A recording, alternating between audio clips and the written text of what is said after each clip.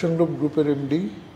আমাদের প্রতিষ্ঠানের টোটাল 5টা অর্গানাইজেশন, এর মধ্যে air jeans producer, LEED platinum certified factory, তারপরে চান্তিক গার্মেন্টস লিমিটেড, ফ্যাশন গ্রুপ ডেনিমার লিমিটেড, এফজিএস ডেনিমার লিমিটেড, আর আমাদের লন্ড্রি হলো এয়ার ওয়েট প্রসেসিং লিমিটেড। আমরা ইউরোপের মেইনলি আমরা বটমসের ফ্যাক্টরি, বাট আমরা বটমস এবং জ্যাকেট দুইটাই করি। ক্যাজুয়াল মেইনলি আমাদের প্রোডাক্ট, ক্যাজুয়াল আইটেমস। অ্যান্ড আমরা ইন্ডিটেক্সে কাজ করি, পাশাপাশি আমরা এলকোট ইংলেস, স্প্রিংফিল্ড, আলকোট, আনস্টিং ফ্যামিলি, আর ইউএসএতে আমরা ডিকেনোয়ে কাজ করি, কন্তরের কাজ করি। মোটামুটি এটাই আমাদের প্রোডাকশন বেস। আমরা 2007 থেকে আমার বিজনেস লাইফ শুরু। আর আমাদের এক্সপোর্ট যেটা ফ্যাক্টরি হয়েছে, আমার প্রথম লাইফ ছিল ট্রেডিংয়ের, বাট এক্সপোর্ট আমরা শুরু করেছি 2011 থেকে। সো এটাই আমার starting point. Sir, what motivates you to come into RMG? Actually, I was working in this trade since 1995. Okay. So I was working in this trade. I worked in different big companies. I was working in Hamming Group. Also, I was working in ABBA Group. So I learned this one after doing my degree, Dhaka University degree, honors masters. Then I started my job in this trade, and Right. I became part of this trade. Right, sir. And how about your total number of employees in all this? Now in my total employees around 9,000. 9,000. That's a huge number. Now you tell me, this 9,000 employee, what are the benefits they're having after you get your LEED certifications? No, the actually LEED certification that the air jeans producer, that one that factory we have around 3,000 people altogether. Okay. So this actually when I was thinking for the LEED certification, mainly it was basically thinking of the nature, thinking of the mother. Right. Because we did not know that what will be the future of this one, but we were thinking, when I was thinking for started a factory, so I was thinking, okay, let's start one green factory. Green factory. And when we were starting with the green factory, day by day, we fill up the requirements, and then it becomes a requirement of the green and requirement of the platinum. So we do the platinum work. Right, sir. So এই LEED certification, sir, এই প্রসেসটা একটু বলবেন, others যারা আছে, তারা যারা আগ্রহী আছে, তারা হয়তো LEED platinum, actually now I think back again when we were doing 2014, 2015, that one is difficult. Right. But now I think after the benefit of the accord and alliance and everything, so from the starting, whatever we are doing, the factories, the new factories are coming, they are almost 70%, they are fulfilling the LEED requirements. LEED requirements. So just balance part, the construction part is not that much in the LEED. Mainly the environmental part, like rainwater harvesting, the WWTP, WTP, then electrical consumer, like you do the all servo motor, and then also the solars. Right. And using more uses of the solar panels, and also the environmental pollution, sound pollution, Right. carbon emission. So এখন বর্তমানে আসলে already এমন ভালো ভালো স্ট্রাকচারে হচ্ছে যে already এটা আমার মনে হয় নতুন ফ্যাক্টরি যারা আছে তারা 70-75% অটোমেটিক্যালি এটা ফুলফিল করতেছে। কিরকম সময় লেগেছে স্যার LEED সার্টিফিকেশনের জন্য? সার্টিফিকেশনে আসলে এটা it depends on your project, how many years, maybe 2-3 years. You complete the project with and then you count there you can find also in the internet. Right. The numbering points, Right. and which graded you will do. So in 2-3 years you will get the certification. Okay. And would you tell us about the costing? Is it so expensive to? I tell you one thing, back then there was costing too much. Okay. Yes, when we were doing, because that time normally everything was not expensive like this. Uh-huh. So, but we had to additionally input lot of things. But now it's not that expensive. You do a project, additionally you maybe 20% or 25% you add and you will get the platinum certification, gold certification. Okay. But normally if you apply only for lead certification like that, I would make a lead certificate like silver or lead, only the member of the lead. Right. So I don't think you have to expense it that much because the lead depends on the numbering. Right. From the numbering. So you category, you decide the category one where you want to go. Right.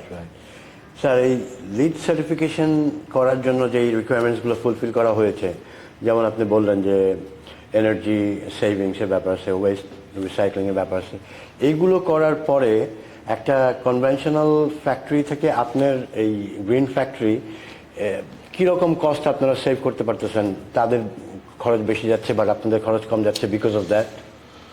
Actually, this is tough. No, I don't think that. I don't think. Yes, mainly we are saving the energy. But now in Bangladesh, even the regular factory, they are also all using the servo motor. Right. Maybe they are not using 100% with the solar. Uh-huh. The solar capacity is less. By like we are using our 30% capacity with the solar.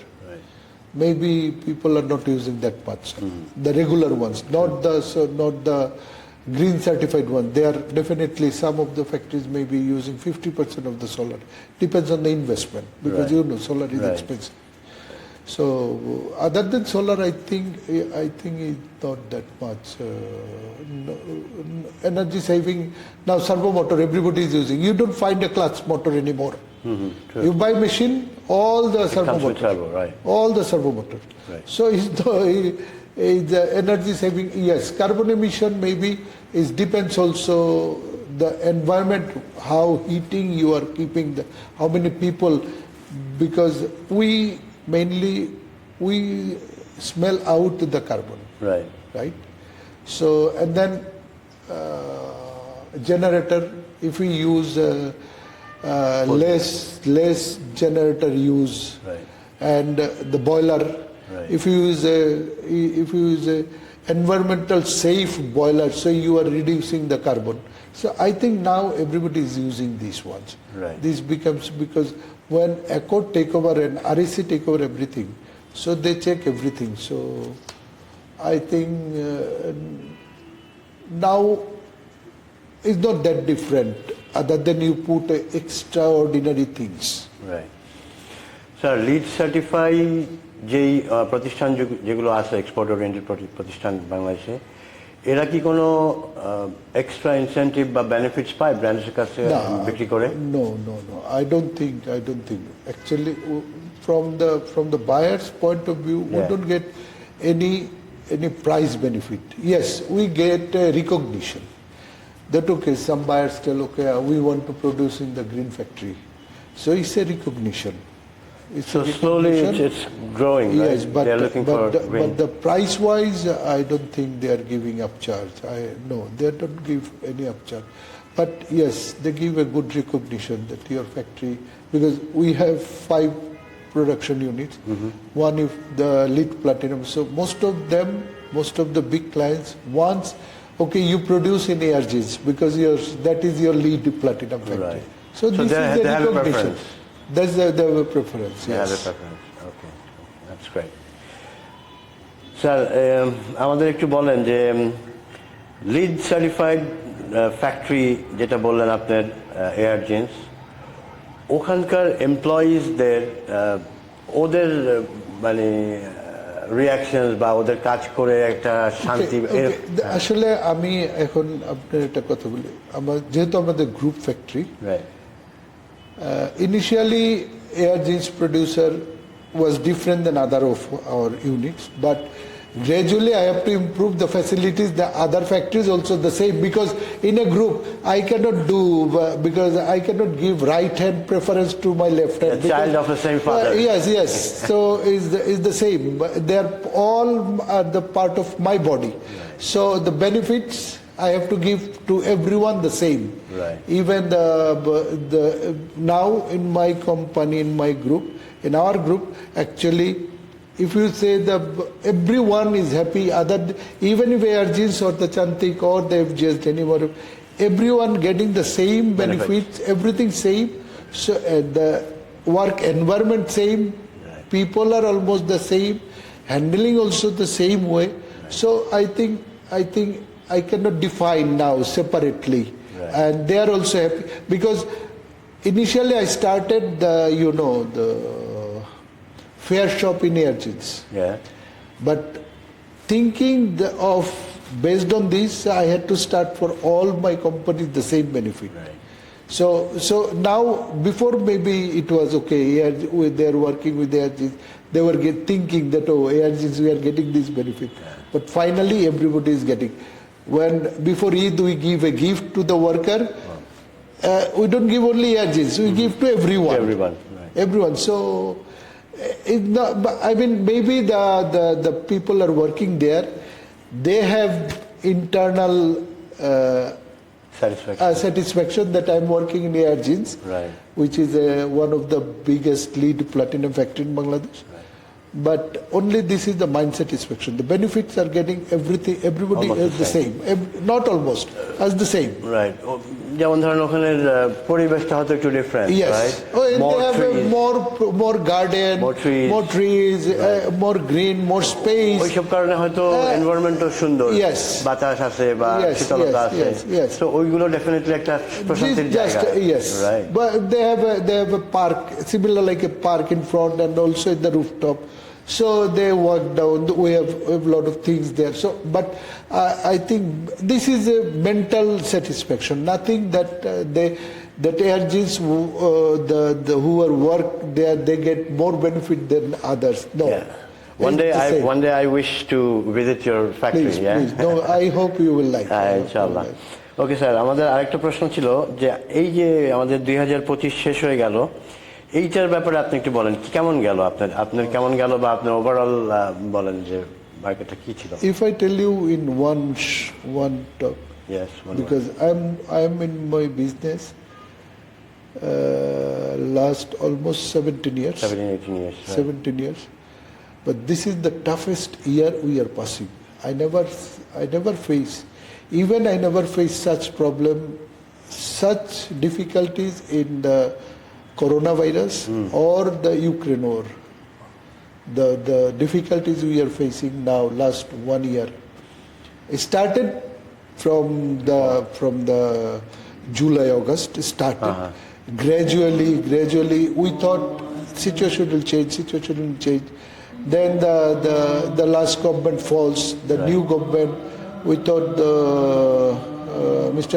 Yunus is an international figure, so we can get business friendly environment.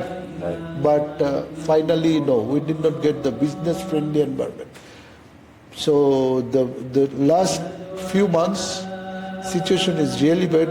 I think you know this one. Also, you can get from EPB that the export are dropping for last 4 months. Even people are saying export increase, but really export are dropping last 4 months day by day, and this month also will drop, next month will drop, and February is election. Right. And so I heard there are already more than 200 factories are already closed. Yes, more than 200 factories closed. Okay, maybe there are some political issues, some factory closed, right, but there are some real factories also closed because of no order, less order. And now, very serious issue, we are traveling, we are going door to door to the customer. All the customer are giving only small quantities. They don't want to give you a big booking like before, that we are getting next 4 or 6 months booking before. Now we are not getting this one because of the uncertainty of the political situation. Do you have any idea where these orders are being shifted? I don't know. Everybody is waiting for the election. If election happens, maybe after. But I don't know. The government is thinking on that one in March, the Eid. Right. If we don't get the proper order by February, how people will do the arrangement of the money to pay the workers? Right. The Eid payment and also the bonus payment. You know, during Eid, Eid season we have extra salaries which you have to pay, Bonus, and we are paying this Right. one. And then also the new rules of the new আমাদের যে নতুন শ্রম অধ্যাদেশ Labor, labour right, new Labor Act, labour act যেটা gadget হয়ে গেছে, তাতে 9% আমাদের ডিসেম্বর থেকে ইনক্রিমেন্ট হচ্ছে 9%, Right. which was 5%. Right. তারপরে আবার তারা নিয়ম করছে 3 বছর পর পর আবার তারা রিভিউ করবে। এরপর আবার একই ফ্যাক্টরিতে 5টা ইউনিয়ন করার পারমিশন দিয়ে দিছে। Right. So 5 ইউনিয়নে 5 নেতা তো 5 জন বাড়াবাড়ি করবে। সো আসলে এনিওয়ে এটা যারা ডিসিশন নিছে তারা বুঝে। আসলে আমার মনে হয় না তারা বিজনেস ফ্রেন্ডলি এনভায়রনমেন্ট চায়, বা তারা বিদেশ থেকে ইনভেস্টমেন্ট বাংলাদেশে গার্মেন্ট সেক্টরে আসুক এটা চায়। তারা হয়তো অন্য সেক্টরে ইনভেস্টমেন্ট আসে চায়, যে কারণে তাদের কাছে garment sector is not a preference. এবং আপনি দেখেন বাইরে থেকে যাই ইনভেস্টমেন্ট চাইনিজরা বা অন্যরা আসতেছে গার্মেন্ট সেক্টরে, they are not coming that much, they are coming in a different sectors, which is I'm not a other sector businessman, so I have no idea on that one.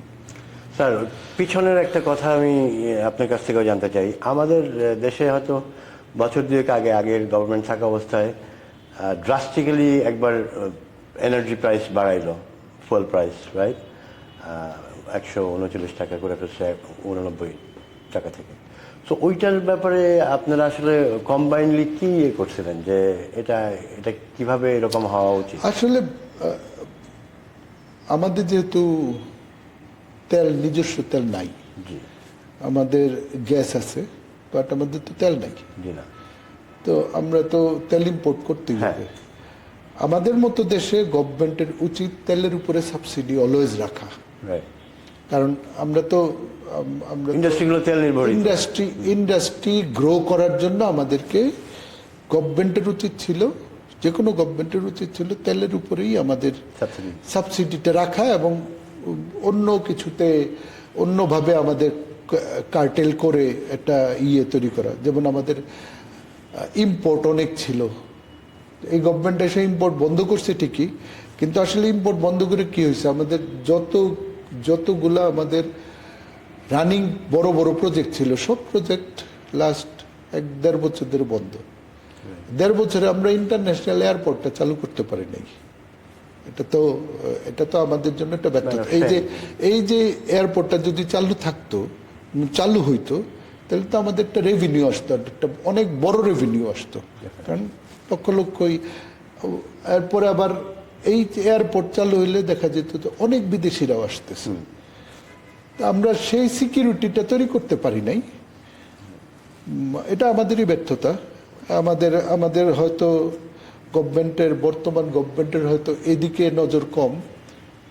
আর দেখি এখন সামনে election হওয়ার পরে কি হয়। একটা নির্বাচিত সরকার আসলে আশা করি এটার দিকে সবাই নজর দিবে, যে আমাদের যাতে বিজনেস, আমাদের যেহেতু আমরা নির্ভরশীল গার্মেন্ট বিজনেসের উপরে বাংলাদেশ, অন্যান্য বিজনেস ডেফিনেটলি হান্ট করা হবে, সার্চ করা হবে, ইম্পর্টেন্স দেওয়া হবে, বাট গার্মেন্ট বিজনেসটাকে আগে স্টেডি রাখতে হবে। আপনি এখন গার্মেন্ট বিজনেসটারে বন্ধ করে দিয়ে অন্য বিজনেস সার্চ করে তো পারবেন না। আপনার ফরেন কারেন্সির 80% যেহেতু 85% যেহেতু গার্মেন্ট বিজনেস থেকে আসে, তাহলে আপনার এইটাকে স্টাডি করতে হবে। এটা স্টাডি করে আপনি বাকি এবার ট্রেজার হান্টের মতো অন্যান্য ট্রেজার হান্ট করতে থাকেন। অনেক ইন্ডাস্ট্রিয়ালিস্ট আছে, তারা অন্যান্য ডাইভার্সিফাইড মধ্যেও যাবে, অন্যান্য কিছুতেও যাবে, বাট সেটা যাওয়ার আগে আগে তো আমার হাতে যেটা আছে এটারে তো আমার ঠিক রাখতে হবে। ব্রেড অ্যান্ড বাটার যেটার মধ্যে আছে ওটাতে এইটারে আমি বাদ দিয়ে দিলাম। এইটার বাংলাদেশের অন্তত 10 কোটি মানুষ ডাইরেক্ট ইনডাইরেক্ট গার্মেন্টসের সাথে জড়িত। আপনি এখন এমন একটা ইন্ডাস্ট্রি যেটারে আপনি day by day less preference দিতে দিতে দিতে দিতে আপনি এখন এমন একটা জায়গায় নিয়ে আসছেন যে মরা বাঁচার মতো অবস্থা হয়ে গেছে। রাইট। No statement. গার্মেন্টস ধস আসতেছে, কারো কোনো স্টেটমেন্ট নাই। এটা নাই কেন? বা নাই, বা আমাদের আমরা বিজিএম এর সাথে কথা বলি, বিজিএম থেকে আমাদের প্রধান উপদেষ্টার কার্যালয়ের সাথে যোগাযোগ থাকে, কিন্তু তারা প্রধান উপদেষ্টা আমাদের সাথে মানে বিজেপি নেতৃবৃন্দের সাথে বসার মতো অবস্থায় নাই এখন। তারা এটার দিকে নজর কম, গার্মেন্টসের দিকে নজর কম। 2-4 জন লোক ভুল করছে, 2-4 জন লোক টাকা পয়সা চুরি করে নিয়ে ভাগছে বা বিদেশে সরাইছে। এটার জন্য তো আমরা সবাই সাফারার হইতে পারি না, একটা ইন্ডাস্ট্রি তো সাফার করতে পারে না। বর্তমানে বেশিরভাগ ফ্যাক্টরিতে 8 ঘন্টা কাজ করার মতো অবস্থা নাই। 8 আওয়ারলি চালাইতে পারতেছে না, 8 আওয়ারলি চলতেছে না। এটা ডিসেম্বর মাস, এটা অর্ডারের জন্য। হ্যাঁ, অর্ডার কম। আর অর্ডার কম তো আসলে আমাদের কি, আমরা তো 4 মাস আগে অর্ডার নিতে হয়, কারণ আমাদের তো ফ্যাব্রিক অ্যাক্সেসরিজ সব অ্যারেঞ্জ করতে হয়, অ্যারেঞ্জ করে আমাদের কাজ করতে হয়। তাহলে আমরা 3-4 মাস আগেই আমরা সাফার করতেছি, অর্ডার পাচ্ছি না তেমন ভাবে, যেটার ইম্প্যাক্টটা এখন এসে পড়ছে। আমাদের জিনিসগুলো তো এটা যারা এক্সপোর্ট ওরিয়েন্টেড বিজনেস করে তারা এটা বুঝবে। তো এই অবস্থা থেকে আপনাদের ইন্ডিভিজুয়ালি এবং কম্বাইন্ডলি উত্তরণের কি এখানে আসলে ইন্ডিভিজুয়ালি কম্বাইন্ডলি উত্তরণের কিছু নেই। এখন আমরা তো নির্ভর করি বিদেশিদের উপরে। হ্যাঁ, যারা বিদেশি তারা যদি মনে করে যে আমাদের পরিস্থিতি ভালো, তাহলে তারা অর্ডার দিবে। আবার তারা যদি মনে করে সিকিউর ফিল করে যে আমি অর্ডারটা দিলে এটা এক্সপোর্ট হবে। আমাদের দেশের চেয়ে কি পলিটিক্যাল সিচুয়েশন পাকিস্তানের ভালো? কখনোই না। But Pakistan is full of orders, কারণ ওরা ওই এনশিওরিটিটা বাইরের কাছে দিতে পারছে যে যাই কিছু হোক তোমার অর্ডারের কোনো সমস্যা হবে না। এটা আমরা দিতে পারছি না। আমরা দিতে পারছি না। আপনি তো দেখতেছেন, আপনি তো you are not out of the country. But মানে যাদের ডিরেক্টলি যারা ইনভলভ তাদের নজর নাই। একটা স্টেটমেন্ট দেখছেন কখনো যে কোনো মিনিস্টার কোনো উপদেষ্টা দ্বারা বলছে যে যাই কিছু হোক গার্মেন্ট সেক্টরে কোনো করা চলবে না? বায়ারদের কাছে বায়ার ফোরাম নিয়ে ডাইকে নিয়ে বসছে যে ভাই পরিস্থিতি যাই হোক তোমাদের অর্ডার যেভাবে তোমরা দিতেছিলে এই অর্ডার কমায়ও না। সেটা তাদের কাছ থেকে যদি নাও আসে, বাট এই দিক থেকে তো আমরা দিলে তো লাভ নাই। আপনারা কথাটা বুঝেন, এটা তো আসলে বাধ্য করাইতে হবে তাদেরকে। একটা ট্রেডিশন হয়ে আসতেছে যে একটা 5 বছর পর পর দেশে একটা গন্ডগোল হবে, কয়েক মাস ওই যে ইলেকশনের টাইমে 2-3 মাস। তো বায়ারদের এটা একটা হয়ে গেছে যে ফেব্রুয়ারিতে ইলেকশন হবে, তাইলে তো ফেব্রুয়ারি ইলেকশন মানে তো ফেব্রুয়ারিতে কোনো শিপমেন্ট হবে না। তাইলে তোমরা এমনভাবে বায়ার ফোরাম এমনভাবে করা থেকে ওকে ঠিক আছে তোমরা এমনভাবে অর্ডার দাও যাতে ফেব্রুয়ারিতে কোনো শিপমেন্ট না থাকে। তাহলে একটা দেশে যদি একটা ওই ধরনের পজিশন তৈরি হয়, তাহলে আপনি জানুয়ারি ফেব্রুয়ারিতে যদি ওই রকম অর্ডারই না থাকে, তাহলে মার্চ মাসে আমরা করবো কিভাবে? ঈদ করবো কিভাবে? এখন তারপরে তো আমাদের আশাবাদী থাকতেই হবে।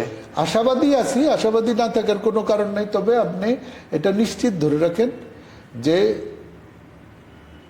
গার্মেন্ট সেক্টরে যে ধসটা এখন চলতেছে এটা আরো খারাপ হবে। কারণ আমরা যতদিন পর্যন্ত বায়ারদের কনফিডেন্স না পাবে বায়াররা যে ঠিক আছে, কারণ আমাদের দেশকে বেসিক করার উপরে মেইনলি আমাদের বাস প্রোডাকশনের জন্য আমাদের একটা ফ্যাক্টরি, কত বড় বড় ফ্যাক্টরি, হামিং গ্রুপ 400 লাইনের উপরে ফ্যাক্টরি, আরো কত বড় বড় ফ্যাক্টরি, বড় বড় আমাদের তো আমার এখন প্রতিদিন আমার প্রোডাকশন হলো 70-75 পিস।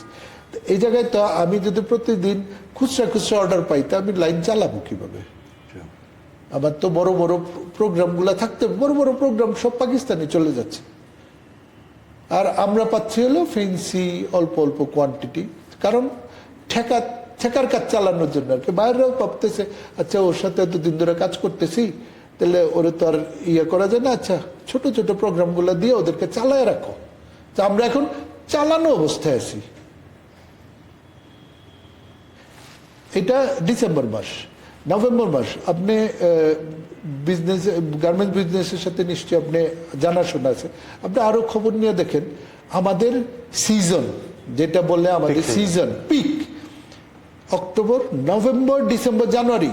নভেম্বর, ডিসেম্বর, জানুয়ারি আমাদের নাওয়া খাওয়া বন্ধ থাকে, ডে নাইট কাজ করতে হয়, কারণ আমাদের এটা হলো সুপার পিক সিজন। এই সিজনে আমাদের হাতে আমরা বেশিরভাগ ফ্যাক্টরি 8 ঘন্টা কাজ করতে পারতেছি না, 8 ঘন্টা করে কাজ করাচ্ছি রাইট নাও। এই টাইমে। তাহলে এই টাইমে যদি হয়, যখন আমাদের অফ পিক মার্চ মাসে, এপ্রিল মাসে আমরা কি করব? ঘাস কাটবো। তখন মার্চ মাসে আমাদের ঘাস কাটতে হবে, কারণ এই পিক সিজনে আমাদের কাছে 8 ঘন্টা চালানোর মতো অবস্থা নেই। তবে আমার মতে স্যার এই অ্যাসোসিয়েশন গুলো থেকে আরো অনেক অ্যাসোসিয়েশন থেকে তো অবশ্যই প্রেশার আছে, বাট এটা ডিপেন্ড, অ্যাসোসিয়েশন থেকে বায়ারদেরকে তো প্রেস করতে পারে, বায়ার না, থ্রু গভর্নমেন্ট। কারণ অ্যাসোসিয়েশন থেকে গভর্নমেন্টকে বলা হয়েছে, বাট এটার এনশিওর টোটাল আপনি মনে করেন গভর্নমেন্ট একটা যদি ব্রিফিং দেয়, ইন্টারন্যাশনাল ব্রিফিং সব বায়ার ফোরামদেরকে, এটা তো এনশিওর, মুখে বললে তো হবে না, আপনি তো এটা বুঝাইতে হবে। আর আপনি মুখ দিয়ে বলতেছেন যে তোমরা আসো, ইনভেস্টমেন্ট করতে আসো, তোমাদের কোনো অসুবিধা নেই, বাট এখানে পরিস্থিতি, প্র্যাকটিক্যাল পরিস্থিতি অন্য, তাই তো লাভ নেই। আমরা আশা করি যে এ থেকে উত্তরণ হবে, আর 2026 হয়তো সাকসেসফুলি। 200 ফ্যাক্টরি এখন আপনার হিসাবে আছে, 200 ফ্যাক্টরির উপরে বন্ধ। আপনি আগামী 3 মাসের মধ্যে দেখবেন আরো হয়তো 2 ফ্যাক্টরি বন্ধ হবে। এটার উত্তরণ হবে ইনশাল্লাহ, ডেফিনেটলি। আমরা এর চেয়ে আরো খারাপ পরিস্থিতি পার করে আসছি, কিন্তু আসলে we are suffering a lot, and এটা আরো সাফার হবে। Thank you so much sir. Thank you.